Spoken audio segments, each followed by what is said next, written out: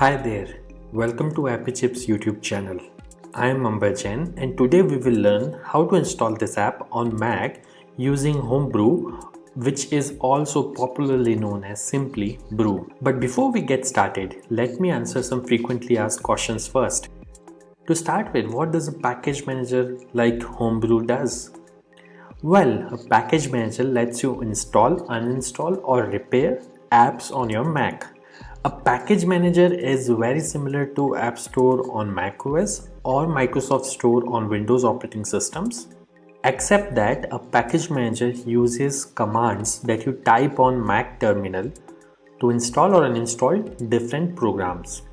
Some of the popular package managers for Mac include Homebrew, Nix, and Macports.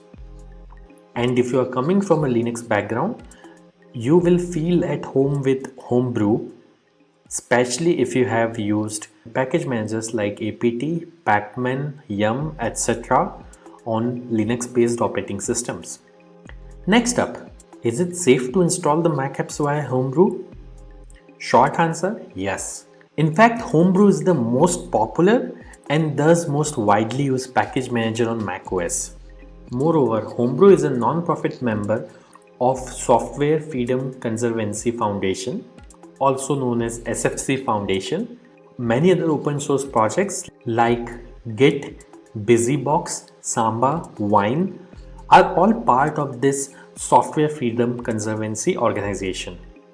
Also, you might be surprised to know that Homebrew is the most forked project on GitHub and it has the largest number of contributors on its GitHub repository. Many devs at organizations like Google, Apple, Dropbox, Stripe, etc. use Homebrew to set up different development environments on their MacBooks and iMacs. Next question. Can you use Homebrew to install programs on Apple Silicon or more popularly known as M1 MacBooks? Again, yes. Starting version 3.0 of Brew, Apple Silicon is now supported on Homebrew. In fact, Homebrew also supports programs that are at the moment only supported via Rosetta 2 on Apple Silicon. Now that I have answered your questions on safety and compatibility of Homebrew, let's get to the installation process.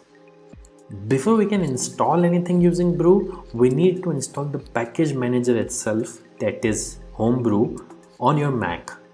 So let's see now how can we install Brew on Mac. Let me open my Mac here.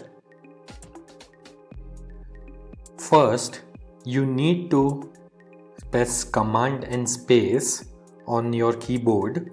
This will open Spotlight Search on your Mac. And then you have to type terminal.app. You will see this terminal app. Simply double click on it to open terminal. Let me maximize this terminal window. Now we need to copy paste the command to install Homebrew from the Brew website. So open your web browser and simply go to the website brew.sh.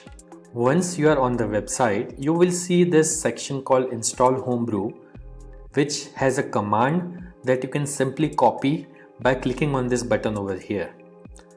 Once it is copied, you have to go back to terminal, right click, paste. Now that the command is copy paste over onto this terminal, press enter. This will start Brew installation. Now it is prompting me to enter my user's password on Mac. I am going to type the password now, but it won't be visible on your terminal. Once you have entered the password, simply press enter, and if the password is correct, the script will continue. Now it is saying press return to continue the installation. I'll press enter here, and this will start the installation of Homebrew on my Mac. Let's wait for this to finish. As this message here says, installation successful. So that's it. Brew is successfully installed on your Mac now. Now before we proceed, I would like to highlight that Brew collects anonymous usage data via Google Analytics. As you can see on this page, if you want to opt out, you can simply run this command brew analytics off and press enter, which simply disables the anonymous usage data collection on your Mac. Now let's update the package database locally by pulling the metadata of the latest packages on a local map from the central Brew repository. This should typically take less than a minute to complete depending on your internet connection speed. To do so, simply type the command brew update and press enter. As you can see, my local Brew database is already up to date because I just installed Brew on my system. Now to install the app, let's run the brew install command. Mind you, if during installation, if you're prompted to enter a password, enter your Mac user's password to continue.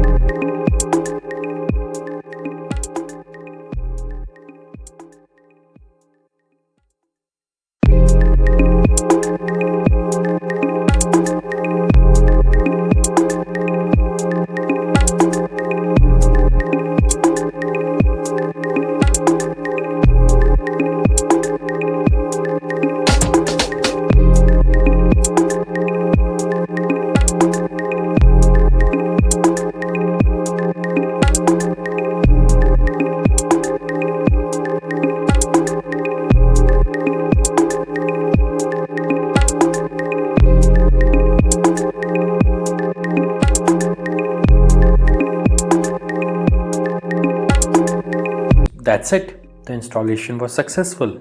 If this video was useful, don't forget to hit the like button. And if you faced any problems during the installation in this video, please leave a comment below and somebody from AppyChip team will reply back to you. If in future any app installed using Brew stops working, then you can simply reinstall it using the command brew space reinstall space the name of the program. For example, I'll try to reinstall this program called Hello, which is already installed on my system. As you can see, it is downloading the program and it says reinstalling Hello, and now Hello is successfully installed. And if you want to uninstall any app installed using Brew, simply run brew space uninstall space the name of the program. In this case, I will try to uninstall the program Hello, which is already installed on my system. As you can see, within a few seconds, it says the program is successfully uninstalled.